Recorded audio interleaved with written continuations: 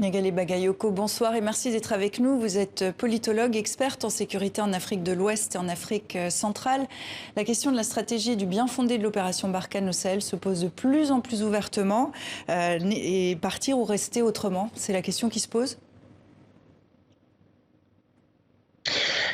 C'est en effet la question qui se pose à quasiment un an du fameux sommet de Pau qui s'était tenu pour organiser une réponse coordonnée et massive contre les groupes djihadistes et qui avait visé à mettre en place ce qu'on appelle un sursaut, un surge. Un an plus tard, on s'aperçoit qu'il y a eu indéniablement des succès au niveau tactique avec la neutralisation d'un certain nombre de combattants djihadistes et également de certains chefs de ces groupes. Mais on voit bien que la situation continue de se dégrader et que si les attaques contre les forces armées sahéliennes sont moins massives qu'elles ont pu l'être en novembre-décembre 2019, les civils et maintenant les militaires français eux-mêmes paient un lourd tribut. Il ne faut pas oublier de mentionner que les forces internationales, même s'il n'y a pas de morts à déplorer, sont également l'objet d'attaques. Il y a une autre question qui se pose. Il y a une autre question qui se pose. Négocier avec les groupes armés, est-ce que c'est une bonne voie de sortie?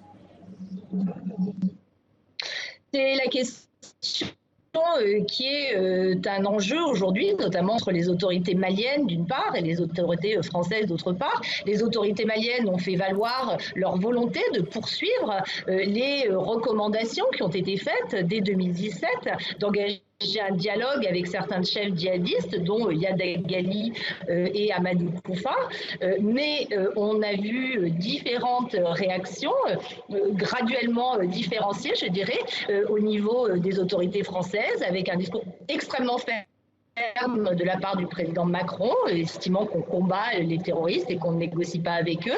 Une position très ferme également du ministre des Affaires étrangères, qui s'est, de ce point de vue, opposé aux affirmations d'un dialogue, d'engager un dialogue du Premier ministre Mokhtar Ouad. Et par ailleurs, on a quand même vu du côté du chef d'état-major des armées, un discours plus nuancé, laissant entendre que dans un conflit, il fallait toujours finalement, avec l'ennemi, déclaration qui semble avoir été reprise par des conseillers de l'Élysée, qui exclut toutefois de négocier avec les chefs djihadistes, notamment Yada Ghali. Alors, non loin de la frontière malienne, au Niger, cette fois, une centaine de personnes ont été tuées dans une attaque terroriste contre 2 villages. Ça pourrait être le pire massacre de civils dans le pays par des groupes djihadistes.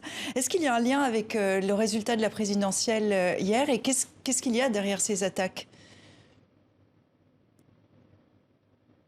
Tout d'abord, ce qu'il faut rappeler, et ce que malheureusement démontrent ces attaques, c'est que le conflit au Sahel, c'est avant tout des populations civiles.